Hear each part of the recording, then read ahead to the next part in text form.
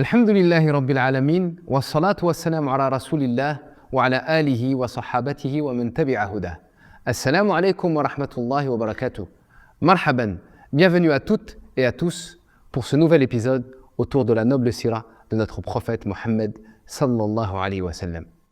Après toutes les difficultés endurées par le prophète alayhi salatu wa sallam et par les musulmans, une lueur d'espoir allait faire son apparition.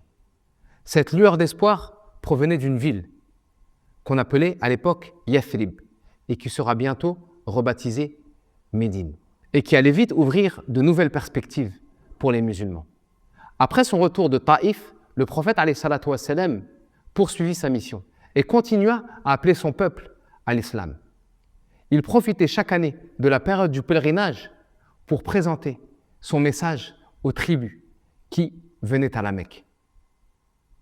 Au cours de la 11e année, le prophète alayhi salatu wa sallam fit la rencontre d'un groupe de 6 hommes venant de Médine. Le prophète alayhi salatu wa sallam profita de l'occasion pour leur présenter l'islam et leur réciter le Coran.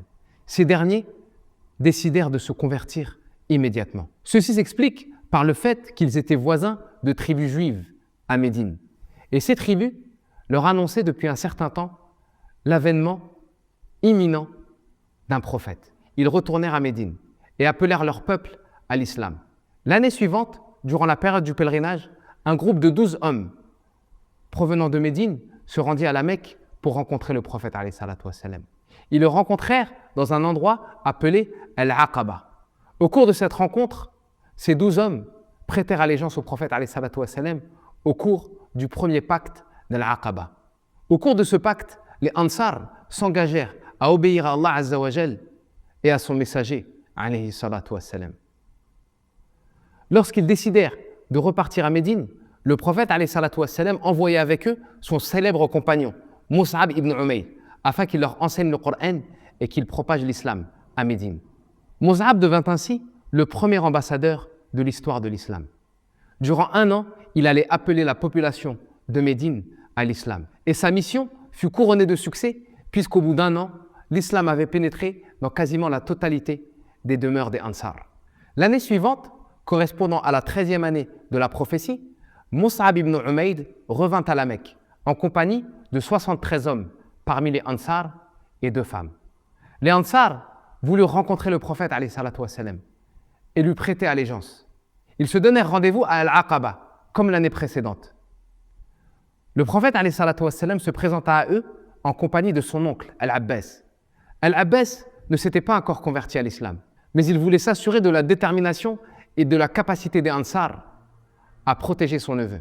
Les Ansar prêtèrent allégeance au prophète alayhi salatu wa sallam et ils s'engagèrent cette fois-ci, en plus d'obéir à Allah Azza wa Jal et à son messager alayhi salatu wa sallam, à le protéger, tout comme ils protègent leurs femmes et leurs enfants. Une fois le second pacte d'Al-Aqaba conclu avec les Ansar, le prophète alayhi salatu wa sallam invita ses compagnons à émigrer vers Médine.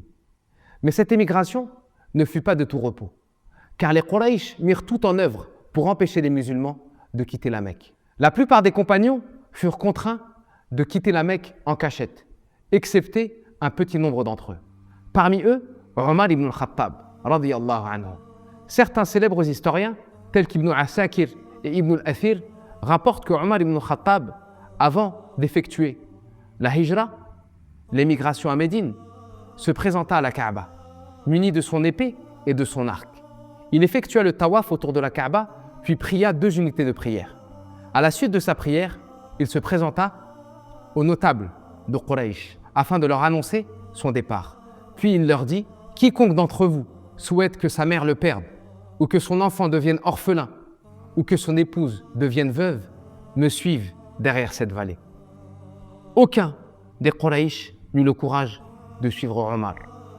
Et Omar put ainsi émigrer en toute sécurité.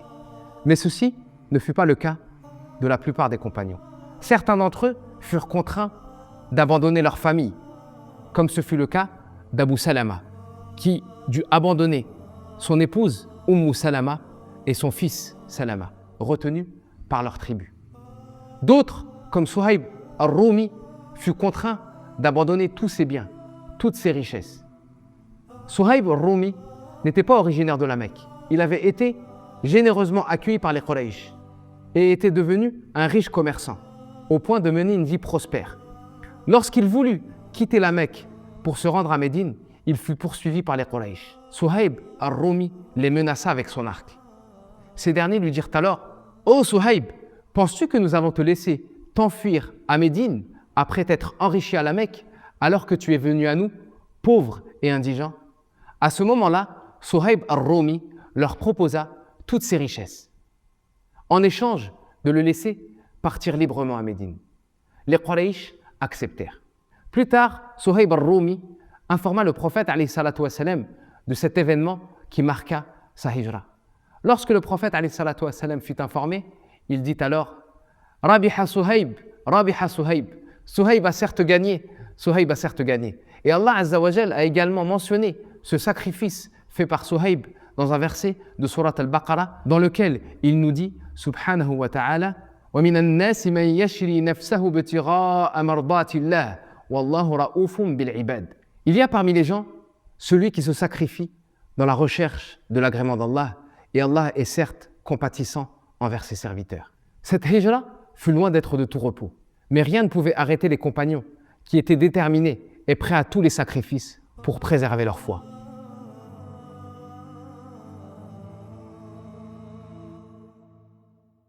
À travers cet épisode, nous avons pu découvrir le mérite des compagnons. Le mérite des Ansar qui étaient prêts à se mettre tous les Arabes à dos en accueillant et en protégeant le prophète Mohammed alayhi salatu wassalam. Le prophète nous a d'ailleurs rappelé leur mérite dans de nombreux hadiths. Dans un hadith, le prophète alayhi salatu wassalam nous dit « Al-Ansar la yuhibbuhum illa mu'min wa la yubghiduhum illa munafiq. Man ahabbahum ahabbahu Allah wa man abghadahum abghadahu Allah. » Seul un croyant peut aimer les Ansar et seul un hypocrite peut détester les Ansar. Celui qui les aime, Allah l'aimera, et celui qui les déteste, Allah le détestera. Le prophète alayhi salatu wassalam nous dit également dans un autre hadith « Lawla al-hijratu la kuntum ra'an min al-ansar » Si ce n'est la hijra, j'aurais été certes un homme parmi les Ansar. Dans cet épisode, nous avons pu également découvrir la valeur des muhajiroun, qui étaient prêts à tous les sacrifices pour préserver leur foi, car ils étaient conscients qu'ils ne possédaient rien de plus précieux que l'islam. C'est pour cela qu'ils étaient prêts à sacrifier leurs biens et leur famille pour préserver leur religion. من المؤمنين رجال صدقوا ما عاهدوا الله عليه فمنهم من قضى نحبه ومنهم من ينتظر وما بدلوا تبديلا. Parmi les croyants, des hommes ont été sincères dans leur engagement vis-à-vis d'Allah Azza wa Jal. Parmi eux, certains ont atteint leur fin et d'autres attendent toujours. Et ils n'ont varié aucunement dans leur engagement vis-à-vis d'Allah. Barakallahu fikum, qu'Allah vous préserve. Wassalamu alaikum wa rahmatullahi wa barakatuh.